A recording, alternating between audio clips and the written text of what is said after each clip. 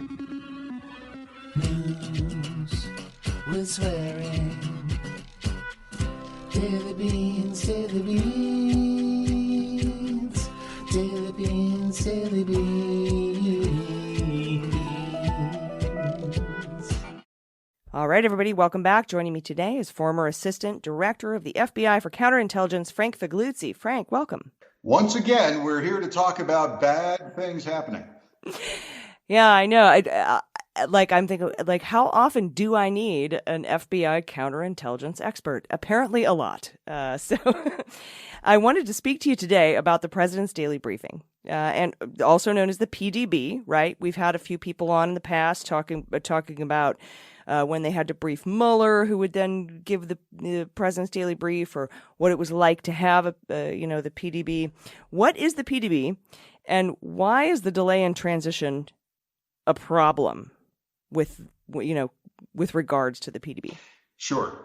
So I'll go back and talk about, as I often do, I talk about my state of normalcy when I was, when I was in the FBI. Here's what things used to be like, and it's the same thing across government. It's here's what normal looks like, and then here's where we are. So what normal looks like with the Presidential Daily Brief is this. About the day, every day, there's a rhythm that occurs within the intelligence analytical world, wherein those most senior analysts in every agency of the intelligence community, including FBI, CIA, NSA, all the alphabet soup agencies, they start thinking about tomorrow morning's briefing. And they start saying, you know what, I've got an item I'm going to submit for consideration. I've got my top agency developments, and here they are. And that process starts like the previous day, afternoon, and then all night. So there's what a lot of folks, I think, lay people don't understand is there's a whole shift at night that's doing analytical work, culling out what's good for the next morning for the senior leaders in our government to see. Okay, so in my experience, what would happen with me is I might walk in the morning, say 6 a.m. to FBI headquarters, and I'd be told, hey, we think you've got something going to the PDB today, the President's Daily Brief. We think that the DNI, this thing's coordinated generally by the DNI with heavy insight from the CIA. Because after all, this is an intelligence brief, not a counterintelligence brief. And so you'll find out, hey, there's something of yours that we think is going to the president. And it's a very big deal. And it kind of ratchets up the anxiety level in the sense that you know that you're about to brief the director of the FBI, as you do every morning. And then he goes off to the Attorney General. I'm referring to, again, the state of normalcy. And the Attorney General gets briefed, and then on all the developments in the agency. And then the two of them, under normal circumstances, in my case, it was Mueller and Holder, and they'd go off and they would brief the president. And in the Oval Office or a situation room, there would be the AG, the director, the CIA director, the NSA director, some folks from the Pentagon. And they'd sit around, and the president, imagine this, would have already read his PDB. Oh, whoa, what? Yeah, astounding. And he would have questions. And in fact, sometimes if there was an FBI question based on our entry, Mueller would get in the limo out of the White House property, and before he hit the building, he'd call me and say, we had a question. We had a question on your submission. Can you get me something in an hour?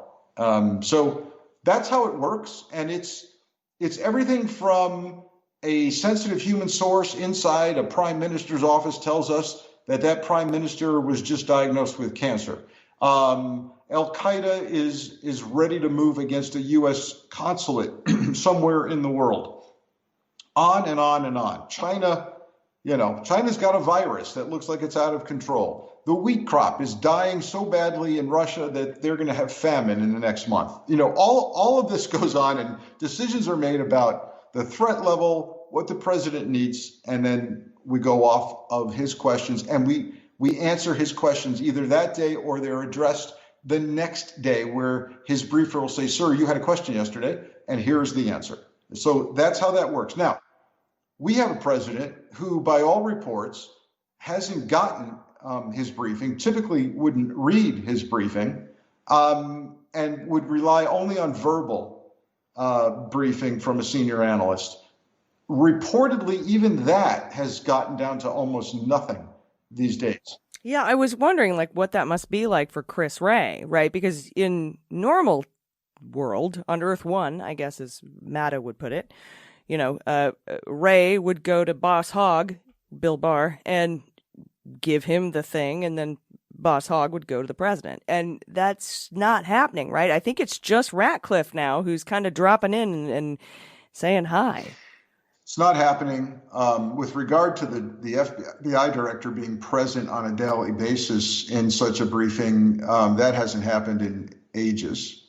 So, look, this is ripple effect. It's what I also hear is not happening is related briefings to the House and Senate Intelligence Committee. So very often, if something is big enough in the FBI to get to the PDB, we're going to probably have to brief that to at least the leadership of the House and Senate Intelligence Committees. Hey, heads up, this thing is simmering. Here's what's going on. Like the Russian bounties on soldiers, for example. Yeah, there's a good one. Right, exactly. Exactly. The theory being, if you're gonna brief something to the White House, you probably need to brief the Attorney General. You probably need to ensure the DNI knows it, and you might want to let the House and Senate Intel Committee leaders know it. And that's not always the case, but almost always. And I don't believe any of that's happening with any regularity. So now let's go and layer another component over it, which is that the president-elect is not getting the briefing either. And there's even more to it than that. The fact that now our president is largely blind to intelligence developments on a daily basis, and the guy that's going to come in and replace him is largely blind to intel developments on a daily basis, is disturbing enough. But understand that the GSA, the lack of decision making at GSA to, quote, ascertain an apparent winner in the election means it's not just about this one brief. It's about the entire transition process and the fact that ordinarily an incoming president would embed key people on his transition team at each one of the key agencies. So you'd have in a normal world, you'd have a Biden. Yeah, like a liaison. Yeah, right? you'd have a liaison who would come in and really dig into the weeds and get briefed like, he or she's never been briefed before about the inner workings of that agency, the threats they're currently facing, and likely in this current world we live in, the threats that are not being addressed because they can't even get briefed to the president. So there's pressing items that aren't getting anyone's attention. The embeds and liaison detailees from a Biden transition team aren't happening, and that's a really bad situation. Thank goodness Biden's been here, done this before. Wasn't that long ago. He understands the workings of the agencies. But let me tell you something. Being out of it for 4 years means the world has changed. The agencies. I know. I just feel like there's a skiff at Obama's house across the way, and they're getting something. That's probably not the case. But because today, during public remarks, Biden said, thank God Kamala Harris, as a member of the Senate Intelligence Committee, is getting some kind of briefings. But he basically hinted that she was getting more briefings and intelligence than he was. There's another kind of more subtle aspect of this. If you were to kind of come in from Mars and read the PDB for several days or weeks, you'd learn some things. And by that, I mean not only clearly what's on the page, but what's not on the page. Here's what I mean by that. Let's say you're reading the Washington Post and you see that, Vladimir Putin has poisoned somebody again. And you notice that for the next 2 days, there's absolutely no mention of it in the PDB. Or you hear that there's a resurgence of virus in China, and you see there's no mention of it in the PDB. This is a clue that the president there are certain areas that the president doesn't want to see in his briefing and has suppressed, and that the agencies have kind of this reflexive, we're going to get our hands slapped if we put this in. So like the fire in the Russia United Party building might not make it into this particular president's daily brief. The reporting we're getting, particularly out of Langley at CIA, is there's complaining, right? This is public information, that there's complaints that she is somehow reticent to report up Russian-related intel unless it's 100% proven, because there's some kind of fear factor going on there. So you talking about Haspel? Yeah, Gina Haspel. Yeah. So you can learn a lot, not only from what's on the page of a PDB, but what's not on the page. And you can also see things like, like I told you, the question might be answered tomorrow. So tomorrow you see on a notation on the bottom, this references president's question from yesterday. And you go, okay, that guy, he asked a question about this yesterday. So, and then if you're a consumer of the PDB, especially if you're the president-elect consuming, you can ask questions of your briefer. They will come over. They will give you the verbal, and you can say, hey, I have a question about item number 7. Is it really true that Putin, has cancer? And you'll get an answer the next day. None of that is happening. That's frightening. Also, not to mention, and speaking of Haspel, I think she was iced out of a briefing this weekend and, disinvited. So that's interesting too. I don't think she's long for this world, not the world, but her job. But we'll see. And it's odd that he would make these like over at CISA, DHS Cyber Command, and with these major moves, and at the Pentagon, of course, number 1, 2, and 4, and now we're looking at potentially Gina Haspel and Chris Wray.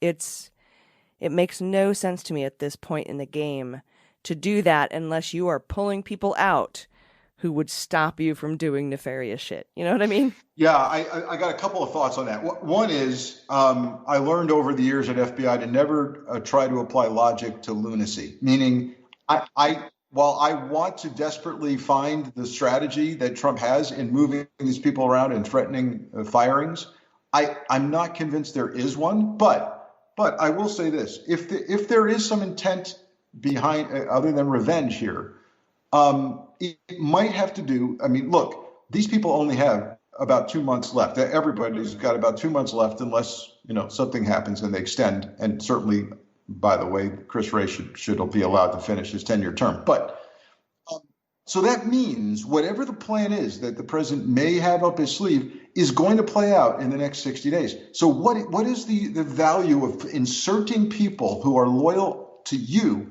at the Pentagon, at NSA, for example, as general counsel? What is that about?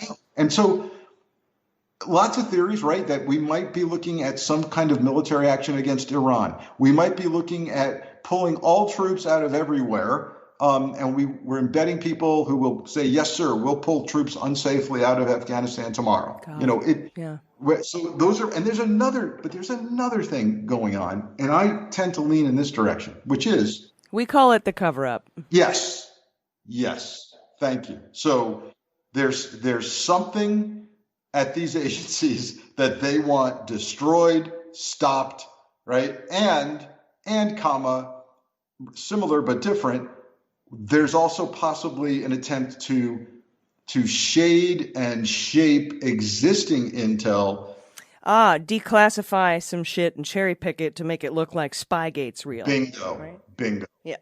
Yeah. So if you take the conversation that you and I just had and randomly take every third word, it might say that we're saying it's going to snow in San Diego tomorrow. But But we really don't say that. It's just been randomly selected. And I think some of that is going on. Yeah, well, I mean, when they released, was it Brennan's notes, somebody's notes recently, where everything was redacted except like 6 words, and they weren't even next to each other. You're like, I'm sorry, what are you trying to make him say? It was just absolutely ridiculous. So I'm 100% with you. I think they're looking for stuff because they don't have anything. And if they find it, they'll release it in their very cherry-picked way. And then I think they're destroying shit. I think they're destroying stuff. Yeah, gosh. I mean, let's understand, not that this has ever stopped anybody in the Trump administration, but you are talking about a violation of law. Yes, and you can't actually destroy anything. No. I mean, there are thousands of career professionals there. You can't plug all the holes. It's impossible. But again, you're right. That doesn't stop Trump. Yeah, no, and I think we'd start hearing about stuff. The whistleblowers would come out of the woodwork at this point. So, yeah, selective scouring of intel, suppression of intel, covering up, looking for dirt on Biden. Good luck with that. And then looking for some exoneration for Trump. And good luck with that as well. Yeah, good luck with all of it. Thank you so much for answering these questions that I had. I really wanted to have kind of a refresher on the PDB, so I appreciate you coming on. Frank Figliuzzi, I thank you. Anytime. Take care.